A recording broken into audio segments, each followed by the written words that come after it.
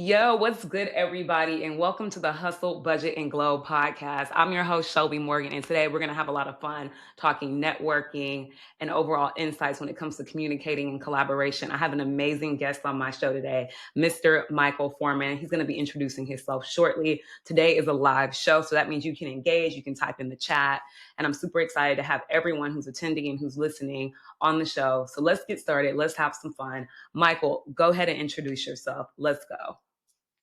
Hi, everybody. My name is Michael Foreman, and I help professionals network and communicate more effectively and efficiently, thus creating more profits. And, that's what I speak about. I go across the country and I speak about networking communication. But what I am most proud of is I am a veteran, I am a father, and I am a husband. That's what I'm most proud of. I love that. I mean, and those are things that anybody would be proud of, Michael. So thank you so much. Thank you for your service, number one, and thank you for hopping on the show. So my first question to you, if you could define networking in any way, what does networking mean to you? Well, networking and communication are tied so closely together. But, when you network, you think, well, business networking, you're going out and collecting business cards and everything else. Totally wrong, by the way, but also personal networking. And you have to really differentiate between the two when you're online in a grocery store or you're buying some jeans at Kohl's or something else, you're networking. When you're talking to people, you're networking. But true networking is when you're going and you're meeting people, and the whole idea behind networking is having a servant's heart. It's giving, not receiving. So if you're going out there and you bump into somebody and you start a conversation and you say, how can I help this person? And or in a business setting, how can I make you more successful? Then that goes a long way. 100%. I think a lot of times people are networking for themselves. They want to first know what can you do for me, not how can we work together. But I think networking is all about being reciprocal at the end of the day. And something you said about the business cards. A lot of people at conferences, networking events hand out business cards. Now you can tap your phone and have a digital one. But a lot of times they don't do anything with those business cards. What is your strategy when it comes to following up or doing something and not just having a collection of business cards with dust on them? Well, following up, I feel, is more important than actually meeting the person. Now, 100 years ago, when I was in the mortgage industry, I went to networking events and I came home with a shoebox filled with business cards. I said, look how good I did. I didn't know how wrong I was. Now I suggest you, whenever like a 3 or 4 hour event, you come back with about 15 or 20 business cards because those are people that you truly had a relationship with.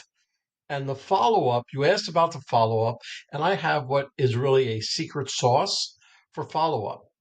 And if you bear with me, it'll take me about 3 or 4 minutes.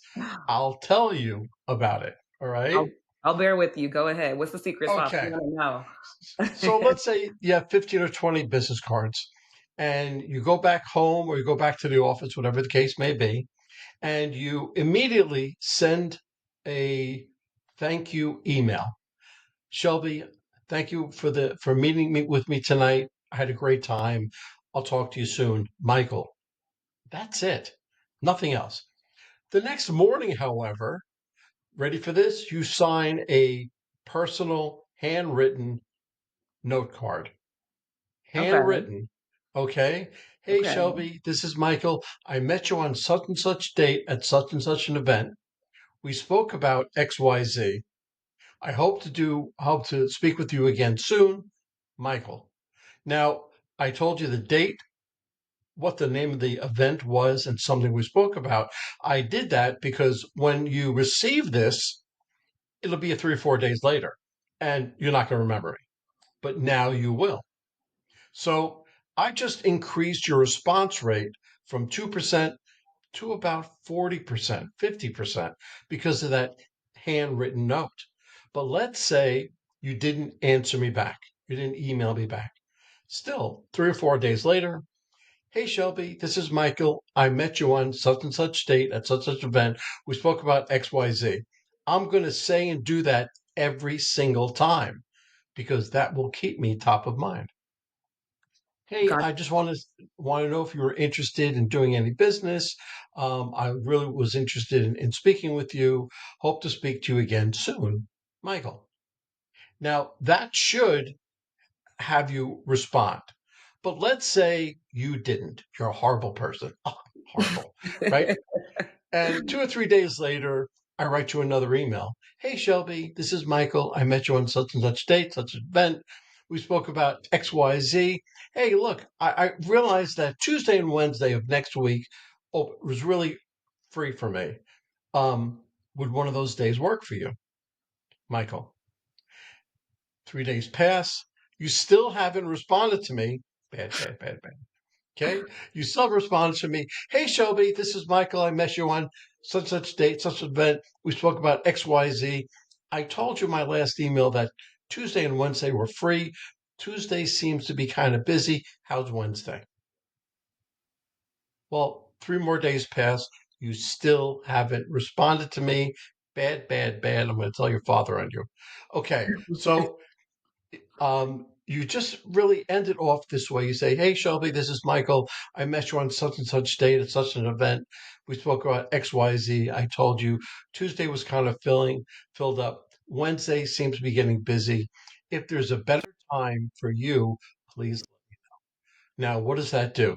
That kind of left it open ended, but I gave you the opportunity to answer. Now, if you still haven't answered, you don't throw my information away.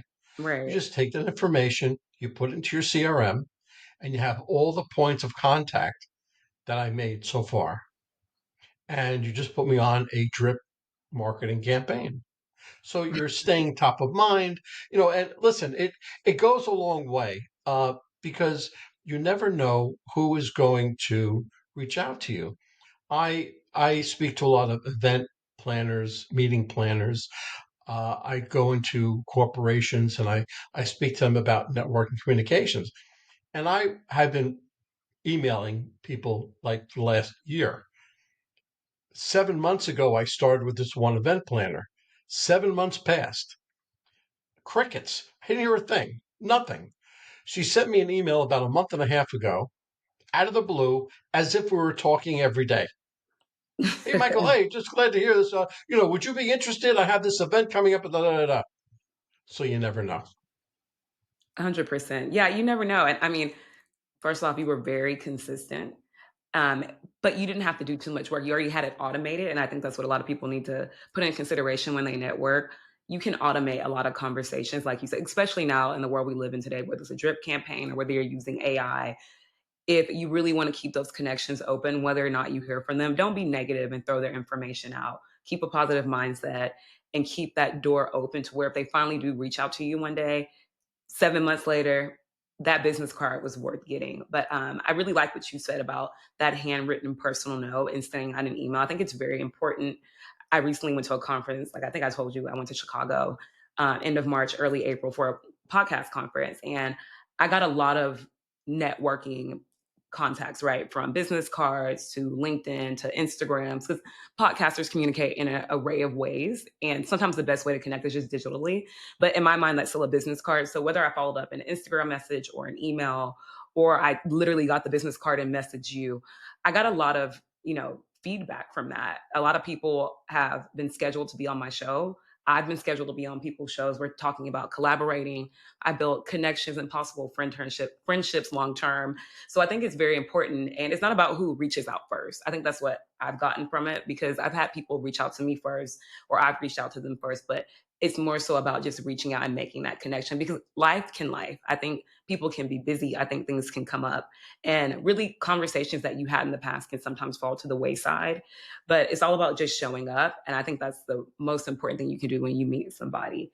So, Michael, with that being said, communication, networking, it's changed a lot over the years. And I really do think the essence of networking got lost after the pandemic. I think people now have a reason to not want to speak or say hi or engage. Literally, I went to my friend's performance last night. She's a musician, a guitarist, a singer, and we were all talking after the show, like just me, her, and some other random people.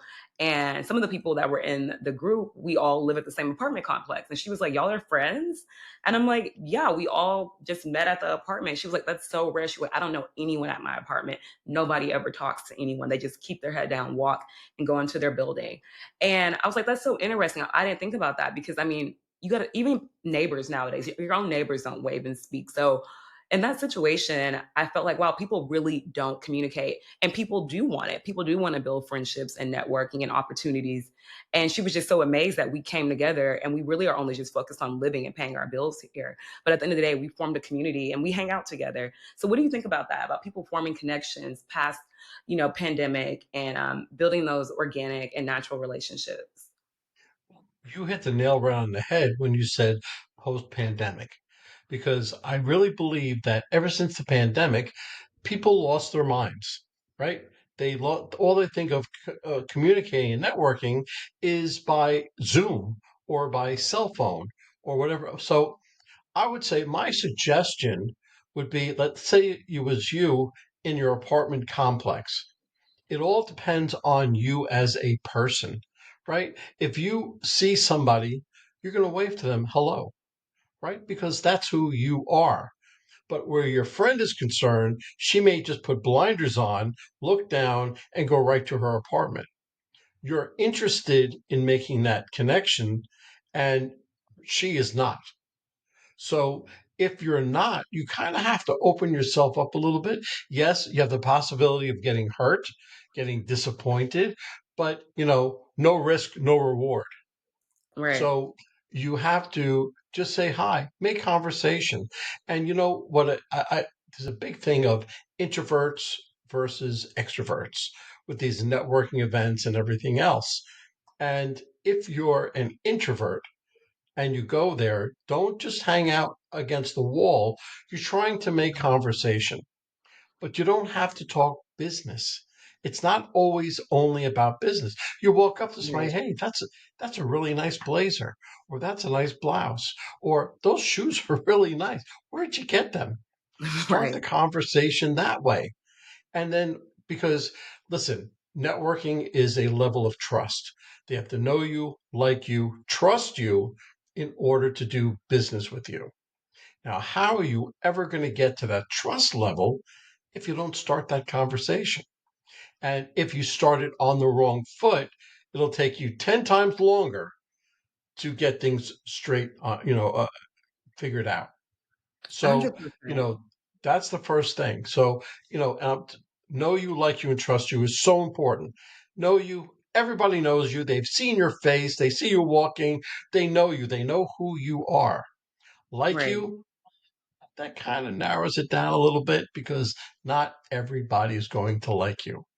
But trust you that the more that conversation, the more you converse with people, that high level, when you start conversing, that level starts to come down and that trust factor begins to increase. So once you have that trust factor, then you can start doing business or whatever else. But until you have that trust factor, you can't. 100%. You have to have the trust factor. And like what you said, having blinders on, I think a lot of people are just in the now and on the go, right? They're in the now of what they have focused on for that day. They're on the go for their next move. And so, yeah, if that's your mentality, if you have blinders on, I got to get to my car, I got to get to my appointment, I got to get to my vehicle, I got to get to happy hour, then you're not going to speak to your neighbors or the people in the hallway or the people on the elevator.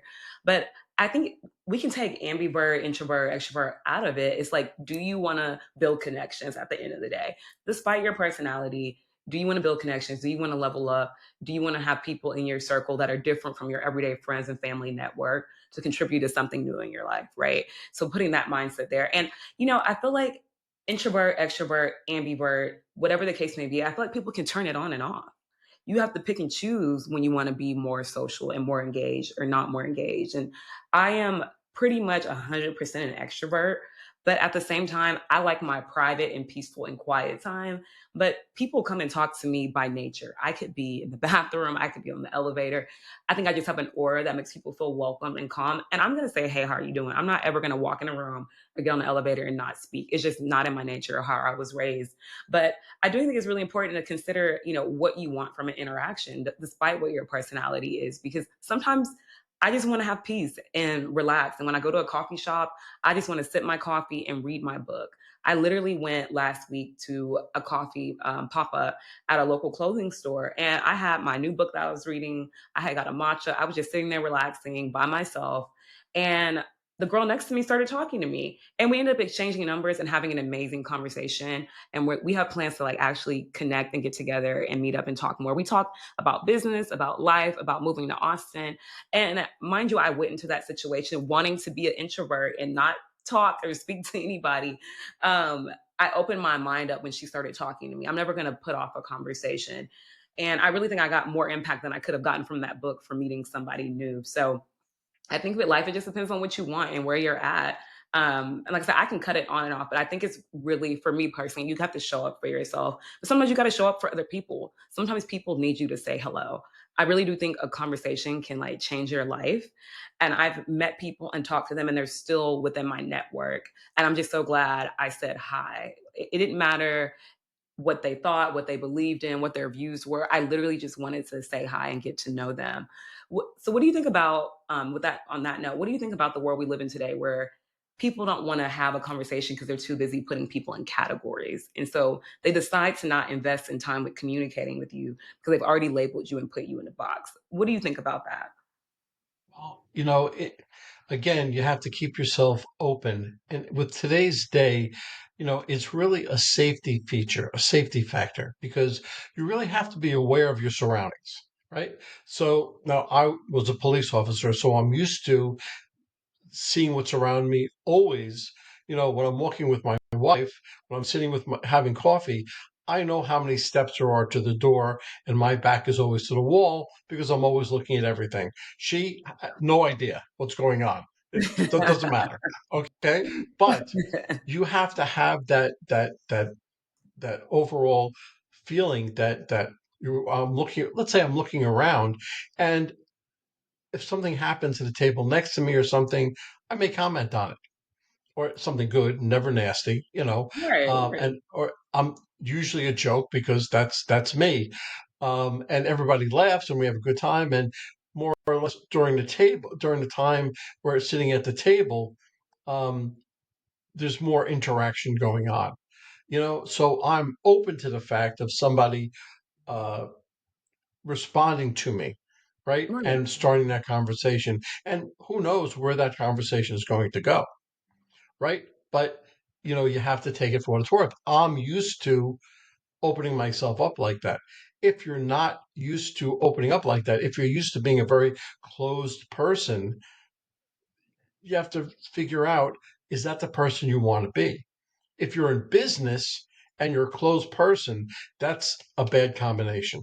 Okay. Right. You may need other people to go out and do it. I believe networking is the base for all companies. Everybody has to network in a certain way. So if you're very closed, how are you going to do that? But then that goes back to being introverted as opposed to extroverted, and I have a whole thing on that. Um, but you really have to just see what's out there. 100%. You have to see what's out there. And I think a lot of the times, what I've heard from people in my own personal experience is that people are afraid to say the wrong thing. But when you don't know somebody, when you're in a new space with a new person, they can't even judge you based off the right or wrong thing to say. They don't even know you well enough to know if what you are saying is the right or wrong thing. Just speak. Just do it. Just get started. Just open your mouth because the old saying goes, closed mouths don't get fed. So even if you are a business owner and you're talented and you have a good product or a good service, you're right. At some point, you are going to have a conversation, collaborate, and communicate with people that you might not have spoken to on a day to day or regular basis. But if you want to grow, if you want to succeed, you're 100% correct. Networking is the basis of any business. I mean, I literally have been at vendor markets for my bakery and met people that put me on to the next 2 or 3 events just because I said hi, whether it was a vendor next door to me who are selling their items or a customer that I decided to go the extra mile and have a little conversation with. If I'm just literally there to sling cookies and banana bread and brownies and take your money and not build community, I think that we have nothing to even start with. And so for me, I think on that note, I think community is a huge part of networking, right? Your community is your net worth, right? And so if you can build that community, if you can hone those skills, then I think you can be successful. So what do you feel about the word community when it comes to networking and building your overall basis for business, for brands, for personal connections? Do you think community is key? Or do you think there are different nuances that are pros and cons when it comes to the word community? Well, first of all, networking is a skill and a talent. Any type of skill and talent, what do you have to do? You must practice. Practice, practice, practice. You're not going to build a community unless you practice. Now, that is a great place to practice what you're doing, right? So you can build your community and practice your skill set. So let's say you're going to go to a networking event. This is your first time out and you're nervous as anything and I don't want to do it. I don't want to talk about it. Listen, I have these things I want to sell, but I have to network. I know I have to network and right? So the first thing that you're going to do is take a deep breath. Okay? Because otherwise you're going to die, right? The first time you go out, let me tell you something. It may hurt your feelings, but you're going to suck. It's going to be horrible. It's going to be awful, right? But you'll learn something from that first time. You take it with you to the second time, to the third time, to the fourth. By the fourth or fifth time, you say, you know what? This is pretty good. I know what I'm doing because you're practicing what you're doing. In the time that you're practicing, you're meeting people, you're exchanging ideas and business cards. Therefore, you're creating your community and you're making it larger and larger and larger. Now, some of these people may fall off, right? It depends on your follow up, right? So if you do your follow up and you have different ways of following up, whether it's social media, texting, whatever the case is, you have to follow up. And that takes time, but that's a skill and a talent, right? You can't say, okay, look, I met 100 people today, which is Right. the wrong thing to say, but you met 100 people and I'm going to follow up and I'm going to stay connected with all 100. Well, Yeah. even though that's a bit more than what you can do, what are you going to do with the second event you go to and you meet another 100 people? That's 200 people. You can't sustain that.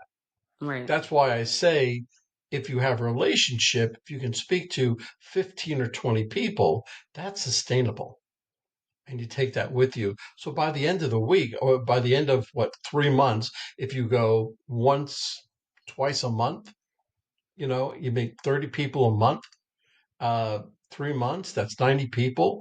That's sustainable. And you're keeping, and those people are connecting you. There are some people called super connectors, right? I Right. myself, I love to take two people, say, look, you need one another, right? He has a service, you have a need, and go ahead, go have a good time. I Right. stay out of it, but I referred them. I try to do that 1 to 2 times per week, right? I try to be that connector 1 to 2 times per week. And it's been working out. Sometimes I don't do it. I don't get it, but for the most part I have it. So that's what I try to do. Well, I mean, just for knowing you for this amount of time, I think you do a good job at it. I'm pretty sure, because it's important, right? I pride myself on bringing people together just like you. For me, I like curating spaces to where people can grow and connect and build within that, right? So no matter what kind of connection you get from coming to something I'm hosting, whether I'm doing it at my house for my girlfriends that are in different friend groups, or I'm planning an event outside of my personal element, it's really important to me for just build a space where people can come and connect. Whatever that looks like for you, take advantage of networking the way you want to, right? The next person might not do networking how I do it or how you do it, but if I can build that space and give you the room for you to be in it, take advantage of it. You can have a totally different strategy than me. Just do something with your time. Do something with that moment of having a room full of people that are creative or ambitious or business oriented and get to know them. You do the magic. I'll put you in the space, but you make that magic work for yourself. Something I wanted to ask you about is some networking is amazing, right? I think networking is great. I think it's beneficial. It's community driven. It's the base of business. We've talked about all that, but at some point, I think there should be a no to networking. I don't think you should network with everyone because not every network connection is going to lead to your success. It could drain you. So, when do you think networking should come to a halt? When should you pivot, or when should you throw in that no factor at any point when networking is not just giving you or fulfilling your cup, but draining you and you're not seeing anything come from it? Now, mind you, I know that networking is something that two people do together and they build upon that. But when you feel drained, when you feel used, when you feel like it's affecting you personally and that network is no longer a connection, how do you let go of the negative aspects of networking?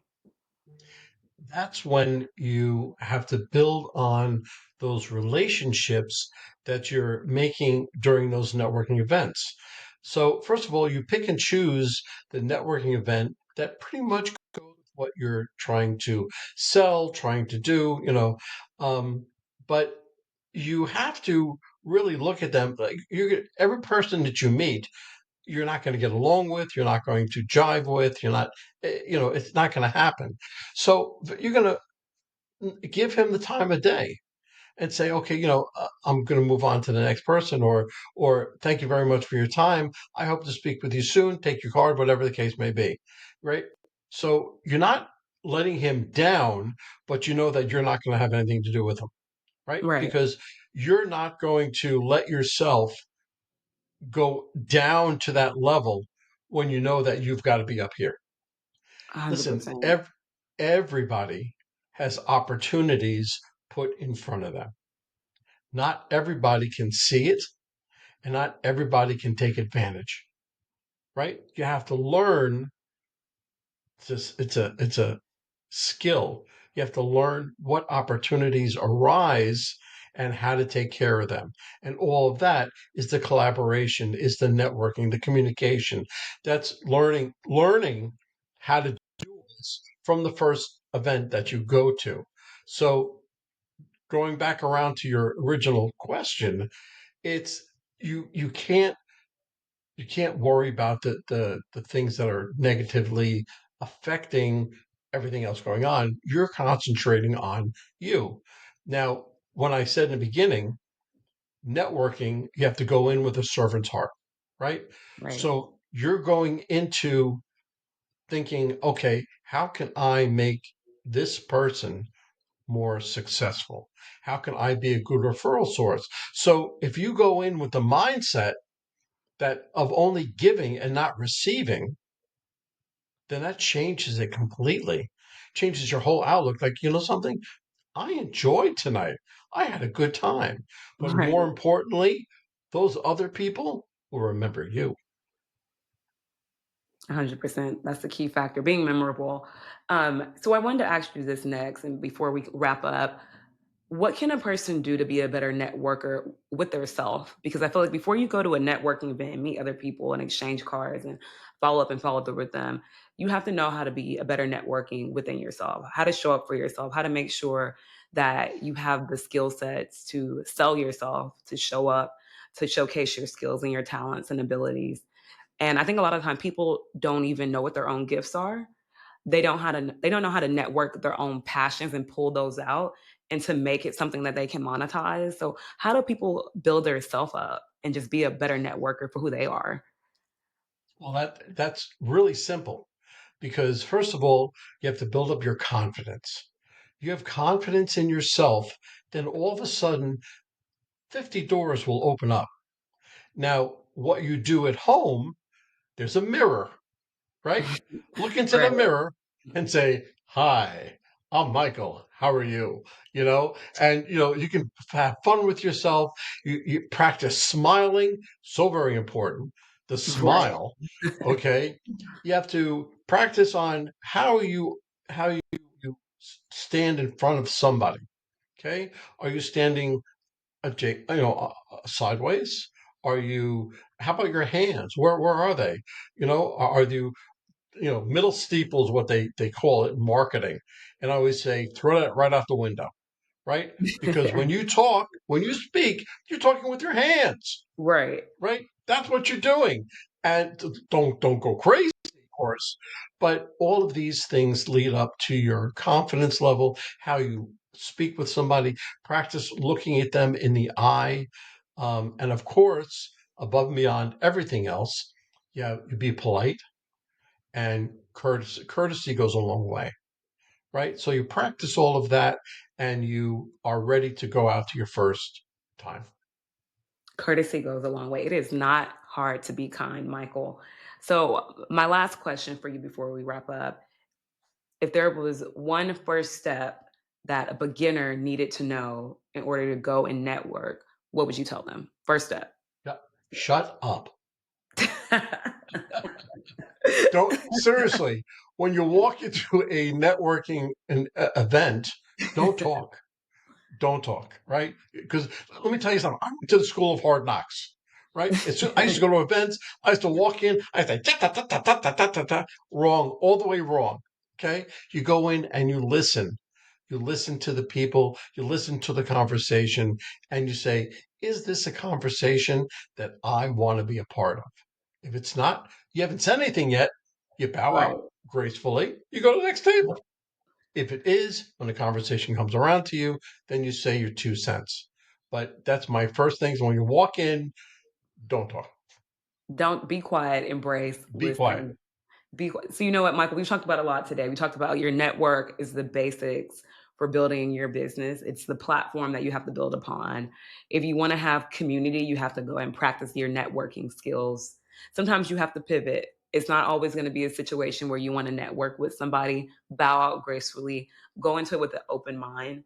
Go into it not expecting something and making networking transactional, but more reciprocal, and learn how you can help that person and how they can help you in return, but with a servant's mindset. I think what you really said at the beginning is having a servant's mindset is really how you're going to go really far in your business, in your community, in your connection. And take the blinders off. Don't be blinded when you walk into a room, when you get on the elevator, when you're walking down the hallway. Sometimes focus on the space around you because you might be missing out on an opportunity. And with that being said, Michael, I just want to say thank you so much for being on the show. Tell people, where can they find you? How can they connect with you? I want the audience to know. The easiest way is my website, Michael A. Foreman at no E. So it's michaelaforeman.com. On there will be the plethora of podcasts I've been on, but you can also pick up on my digital courses that I have for networking. I have interview questions youth, for the youth just getting a new job. But I also have a contact form on there, and you can just Okay. put your information in there. Within 24 hours, I will get back in touch with you, and I coach people one on one. I do breakout sessions, virtual breakout sessions, and keynote speeches.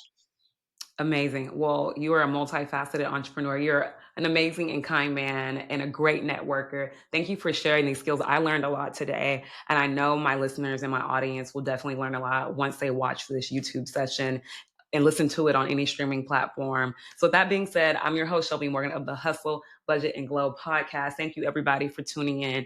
Be blessed, keep shining, keep hustling, and the glow will shine. Thanks so much, everybody. Peace out.